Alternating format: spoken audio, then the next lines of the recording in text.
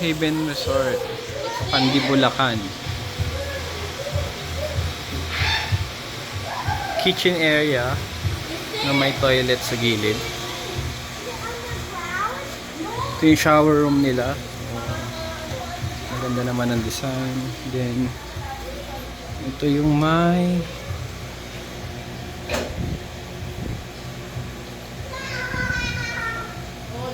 inodoro siya. Ito yung sa gilid niya. Paikot siya. Paikot yan. Doon sa may main entrance. Tapos ito yung papunta dun sa water tank nila. Kaya may daanan dito. May daanan dito. Bakit doon? May water tank din dyan. Tapos meron pa dito.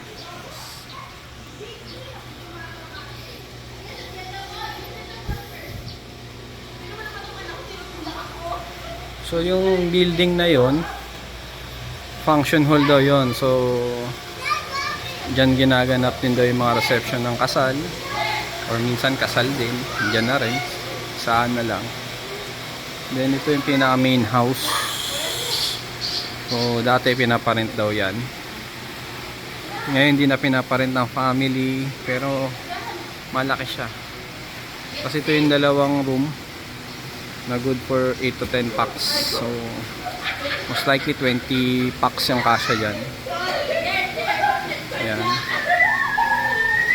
Then ito na yung pool area nila. Siguro mga 15 meters siguro to haba. Mas malalim to. Dito banda siguro 6 feet. Tas incline siya. So ayun, baby ko at saka yung wife ko, sila, si Joy, si Clay, yung nana ko, si Mayan, at si Remy, at si Mama Remy.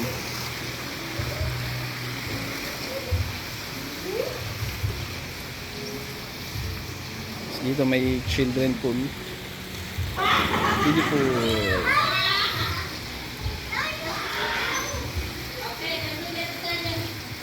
So ito mayroon pa dito eh. So hindi namin nakita to kung pinaparent din to, kung nakahiwalay isa sa main house. Pero ito meron silang sala na maliit dito. Pwede namang gamitin to kahit yung dalawang yun ang rent nyo lang. Tapos ito na yung function hall. Tingnan natin kung gaano kalaki yung function hall. So ayun, malaki nga siya.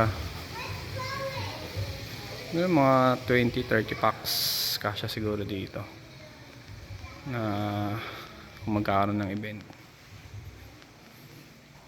So may malaking TV sila ron, may 3 aircon,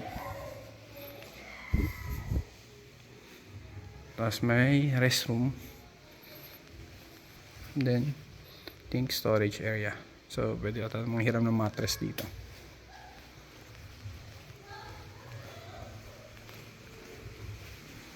So ito siya.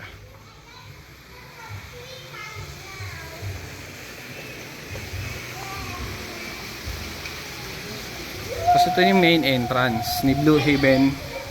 Yan. Medyo masikip lang papasok dito kasi isang sasakyan. Siguro bigayan na lang kung may kasalubong. Ito parking nila. Kaya na-accommodate 6 to 8 na sasakyan.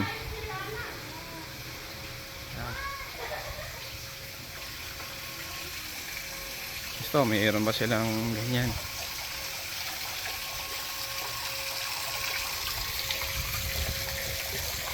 Tapos ito yung main house. So yun yung parang pinaka main door ata nila.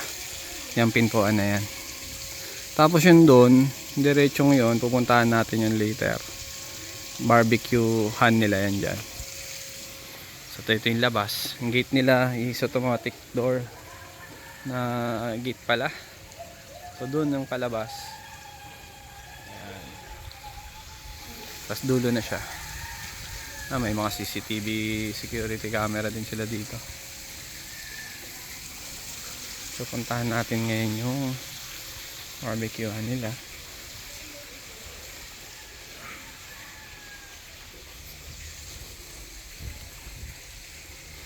Malaki siya. Before daw pinaparento eh. Nag-decide siguro yung family, bumalik na dito sa Pilipinas. Hindi na nila pinarent.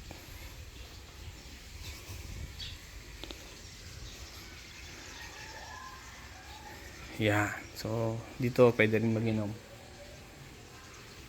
Malaking area rin siya. Ito yung greens. Hindi ko alam kung pwede ilipat to doon. Baka pwede naman siguro.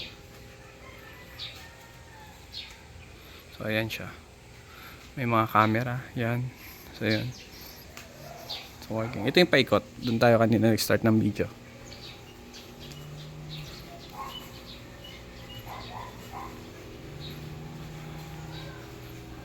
So, yun lang siya guys. Puntahan nyo to dito sa Pandi, Bulacan sa Lawang Bato, Blue Haven Resort.